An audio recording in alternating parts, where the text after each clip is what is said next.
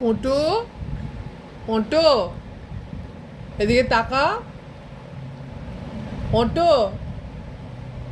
পোকা ধরবে না কিন্তু। বাবলা, বিকুগুলো খেয়ে নাও, একদম বিকুগুলো খেয়ে নাও, গুড বয় গার্ল হয়ে।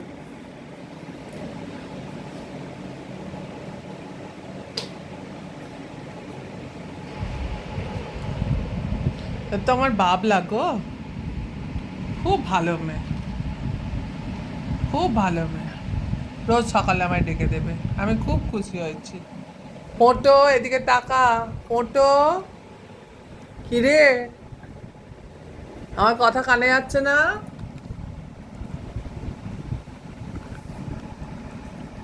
তুমি রোজ সকালে আমায় ডেকে দেবে, ঠিক আছে? হুম।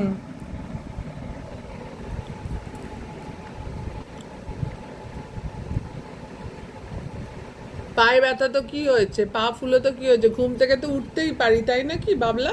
হ্যাঁ, ঘুম থেকে তো ওঠাই যায়। দেরি অবধি শুয়ে থাকলে বাবলা তো ডাকবেই। 9টার সময় যদি মা ঘুম থেকে ওঠে তাহলে বাবলা ডাকবে না? ঠিক করেছে বাবলা, একদম চেঁচিয়ে মেচিয়ে। রে বাবা, যেন ডাকাত পড়েছে বাড়িতে। যে 6টা থেকে ডাকছি, মা উঠছেই না ঘুম থেকে।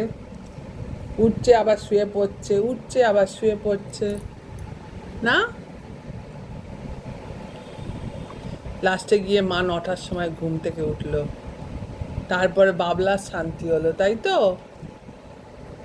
বাবলা লাস্টে রেগে গিয়ে চিড়ে দিচ্ছে, ওরে বাবা, কি জোর চিৎকার করছে।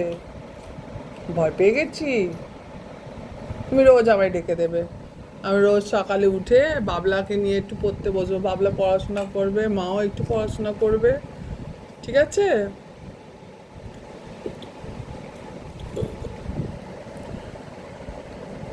এই পটু, বিকুগুলো খেয়ে নে। বিকুগুলো পড়ে আছে কেন? কিরে, এদিকে শোন।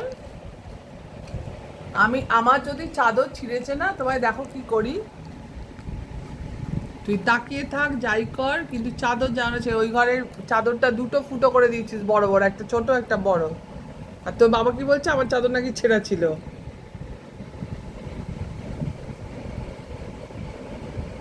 আমি জানো না, দেখি একটাও ফুটো হয়েছে।